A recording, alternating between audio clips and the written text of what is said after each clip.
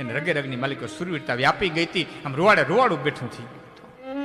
અને ભીમસિંહ મીંડો બાકાદીક બાકાદીક બાકાદીક બાકાદીક તલવારે હાંકવા, એ તલવારોને જાણે રાહડા લેતો હોય ને એમ, પણ જાણે સાક્ષાત આ ડાડો વાછરો સોલંકી વીર વસરાજ એની ભેરે આવ્યો હોય. જાણે ભીમસિંહના હૃદયની માલિકો ડાડો વાછરો જાણે બળ પૂરતો હોય. શાબાશ ભીમસિંહ, શાબાશ ભીમસિંહ, શાબાશ ભીમસિંહ. અને બુઢીઓ મીંડો તલવારે હાંકવા.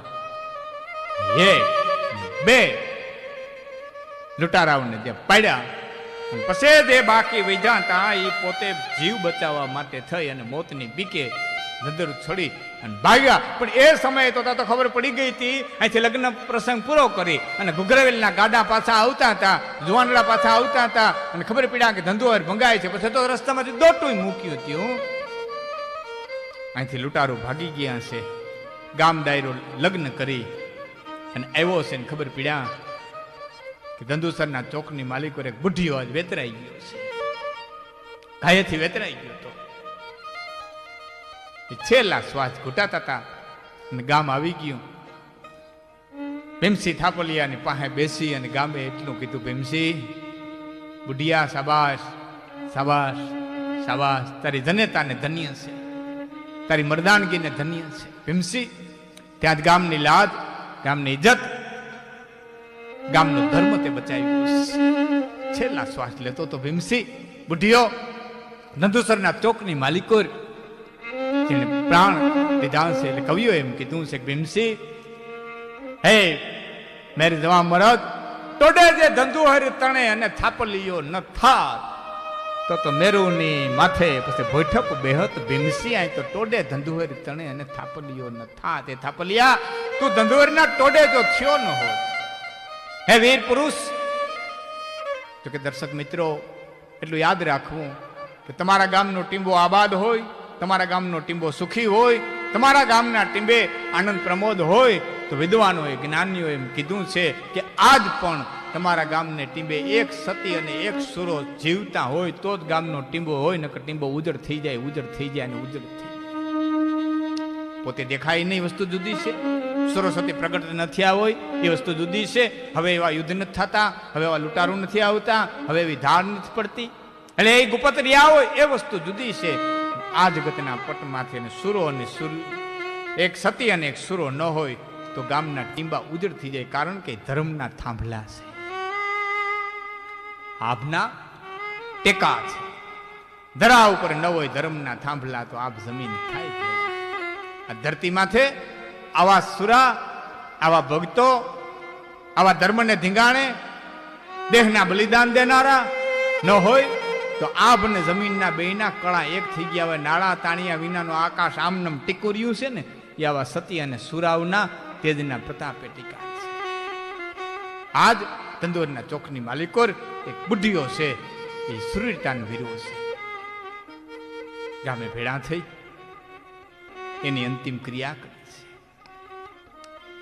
બુઢિયાની, વીર પુરુષની અંતિમ ક્રિયા કરી છે. એટલું જ નહીં પણ આજ હાંડા જેવડા ગામના ચોકની માલિકો તમે આટો મારવા જાશો ને મિત્રો, કચ્છની ધરતીના મહારાજ જામ ભીમજીના અવસાન પછી એમના પુત્ર જામ હમીરજી લાખિયાર વીરાની ગાદી ઉપર જે બિરાજમાન થયા ત્યારે હજી ભુજ વૈસું નહોતું. એ વખતે આ જાડેજાઓની ગાદી લાખિયાર વીરા ગામની અંદર રહેતી, લાખિયાર વીરા ગઢની અંદર રહેતી. એ જામ હમીરજી જ્યારે લાખિયાર વીરાની ગાદી ઉપર બિરાજમાન થયા, રજવાડાના નિયમ પ્રમાણે ઠેર ઠેરથી રજવાડાઓ આવ્યા, શાહુકારો આવ્યા, પ્રજા આવી. એક ઉત્સવની અંદર ભાગ લેવા મહારાજને નજરાણું ધરવા માટે થઈ ઠેક ઠેકાણેથી ભાયાતો એ લાખિયાર વીરા ગામની ધરતીની માથે આવ્યા. પ્રજાની માલિકો એક આનંદ છે, પ્રજાના હૈયાની માલિકો એક ઉમંગ છે, એક રાજની અંદર ઉત્સવ છે. અને વધારે ઉમંગ તો એ વાતનો છે કે બારા ગામની ધરતી માથેથી જામ રાવળજી આજ પધાર્યા છે. પ્રજા હરખાણી છે કે જૂના વેર ઝેર ભૂલી અને આજ ભાઈઓ ભેળા થયા છે. પણ જામ રાવળજીના હૈયાની માલિકો સળગતી આગને કોઈ જાણી ન શીખું.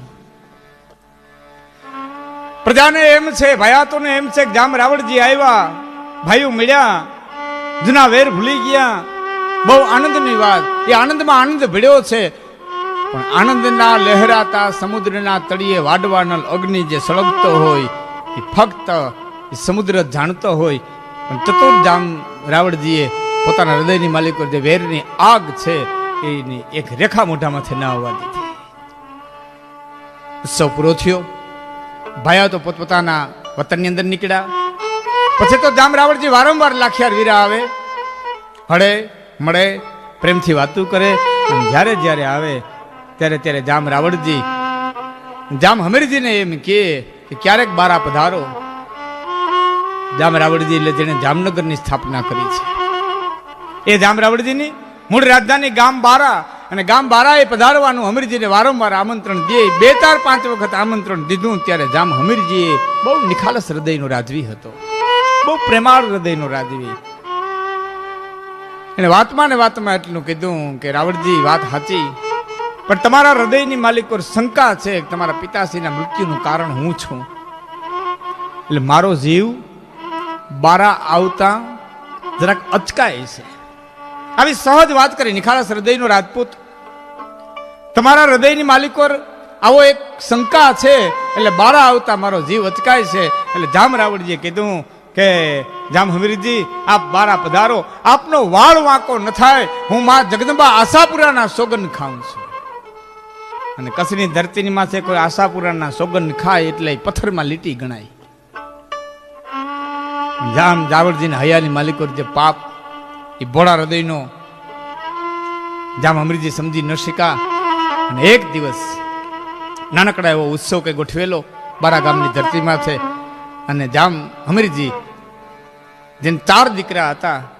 મોટા દીકરા અલિયોજી મોહમ્મદ બેગડા ની પાસે અમદાવાદ હતા. સૌથી નાના દીકરા રાયબજી એ પોતાના મોસાળ વીરાવાવની અંદર હતા. 2 દીકરા ઘેરે 14 વર્ષની ઉંમર મોટા ખેંગારજી, નાના દીકરા સાહેબજી. આ 2 દીકરાને અને 7 વ્યક્તિ પોતાના તુરંદાજ અને વિશ્વાસુ માણસો કહીએ એવા વિશ્વાસુ માણસોને લઈ અને જામ હમીરજી બારા જવા માટે થઈને તૈયાર થયા. એ વખતે વિંજાણ ગામની માલિકોર, વિંજાણ ગામના મહારાજના ઘરમાં ખેંગારજીના માસીબા હતા. આ બાઈ બહુ બુદ્ધિશાળી હતા. અમુક યુગે અમુક સમયે બુદ્ધિશાળી સ્ત્રીઓ બહુ થઈ છે. એને કઈક આગમના એંધાણ દેખાણા, એને કઈક રમત દેખાણી. જામ હમીરજીને કેવડાવ્યું કે આપને વિશ્વાસ હોય અને આપ જો બારા જઈ શકતા હોય તો ખુશીથી જાઓ, પણ મારા બેનના 2 દીકરાઓને તમે મારી પાસે મૂકતા જાઓ. તમે બારાથી પાછા વળો ત્યારે એને લેતા જજો, અથવા તો એ થોડાક દિવસ રોકાય અને પછી લાખિયાર વીરા આવશે. એ ખેંગારજીને અને સાહેબજીને 2 દીકરાઓને વિંજાણ બોલાવી લીધા. આ બધું જામ હમીરજી આવ્યા, બથું ભરીને મળ્યા. ઉપરનો પ્રેમ અને હોય પાણી ચડાવેલા હોનું છે ને હાચા હોના કરતા વધારે ઝબકતું હોય, વધારે પીળું લાગતું હોય. ખોટો પ્રેમ એ હાચા પ્રેમ કરતા વધારે દેખાડો કરતો હોય. એ બથું ભરી અને મળ્યા. જેને બધા વેર ભૂલાઈ ગયા છે.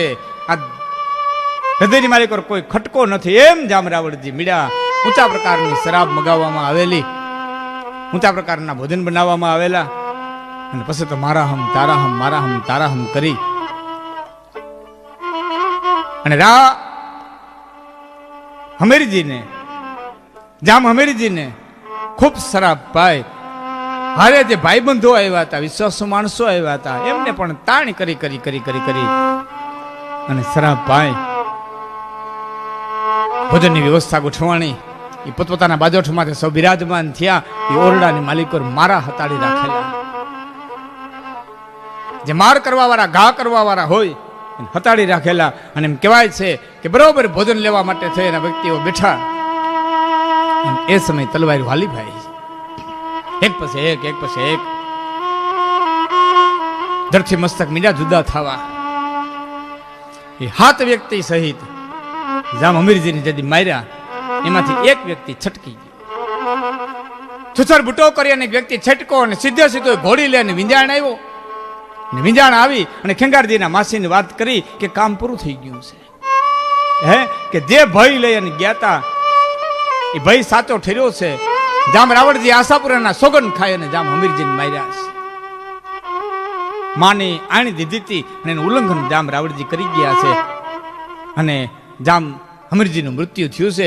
ત્યારે મહારાણી બહુ બુદ્ધિશાળી હતા. એને એટલું કીધું, છુછર હું ગમે એમ તો અંજવાળી રાત કહેવા. મને આ શંકા હતી એટલે બે કુમારને મેં બોલાવી લીધા હતા અને હું તો ગમે એમ તો અંજવાળી રાત કહેવા અને હાથવી ન હગું. એક કામ કર, હું વિશ્વાસ આ બે રાજકુમારો તને સોંપું છું અને તું અમદાવાદ સુધી પહોંચાડી દે. મોટા ભાઈ અલિયોધી ત્યાં છે. મોહમ્મદ બેગડાનો ઓથ મળી જાય તો જામ હમીરજીનો વંશ રહી જાય. બે કુમારોને તું એક વખત અમદાવાદ ભેળા કરી દે. અને છુસર બુટા એટલું કીધું તું કે આ ખોડિયાની માલિકો જ્યાં સુધી પ્રાણ હશે ત્યાં સુધી આપને વચન દઉં છું કે બે કુમારોનો વાડ ન વાંકો થવા દો. આજે વિશ્વાસ એ રાજકુમારની લઈ અને નીકળતા નીકળતા હાલતા હાલતા કચ્છની ધરતી ખૂંદતા ખૂંદતા ખૂંદતા છુછર બુટો રેડેલી ગામની માલિકોર પોતાનો એક જીવ હટોહટનો ભાઈબંધ કહીએ, જેના ખોડિયા નોખાના આત્મા એક હોય એવા ભાઈબંધ બિયા કકલને આંગણે આવી